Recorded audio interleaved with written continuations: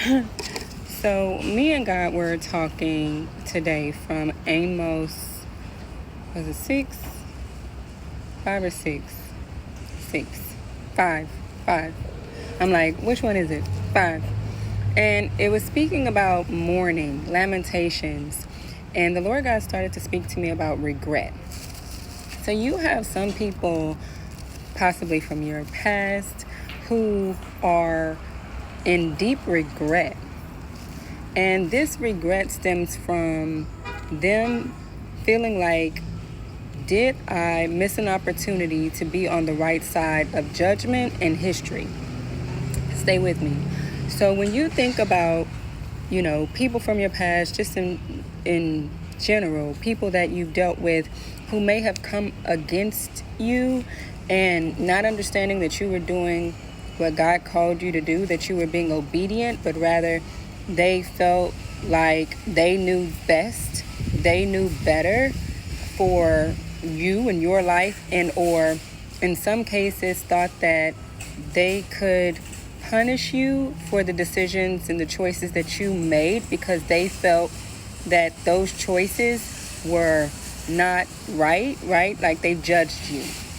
They didn't understand that you were operating in the will of God and that you were being called by God, that you were being obedient to the Lord, that He was ordering your steps. They didn't understand that.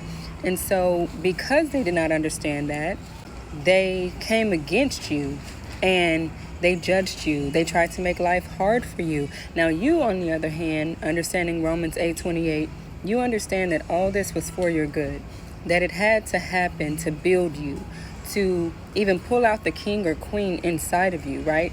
But they don't have that understanding. And in some cases, they do.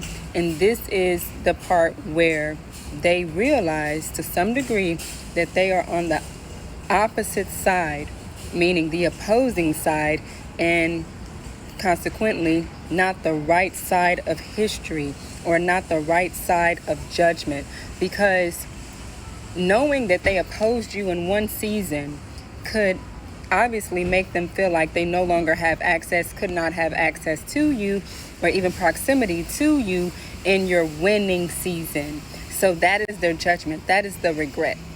Now I realize that this person was doing what God called them to do, or rather that this person is successful, that this person is prospering, and perhaps I had an opportunity to be sitting next to this person or with this person, but I came against this person, and so I don't have that opportunity anymore. I fumbled the bag. I messed that one up. You get what I'm saying? So you have a lot of people right now from your past who are dealing with this regret. They are mourning. They feel as if they are on the wrong side of history.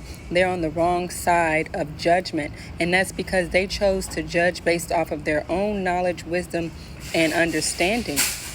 They did not go to God to see, if in fact God was calling you to do these things. And even then, let's say that they would have submitted and surrendered themselves to the Lord, God's knowledge and wisdom.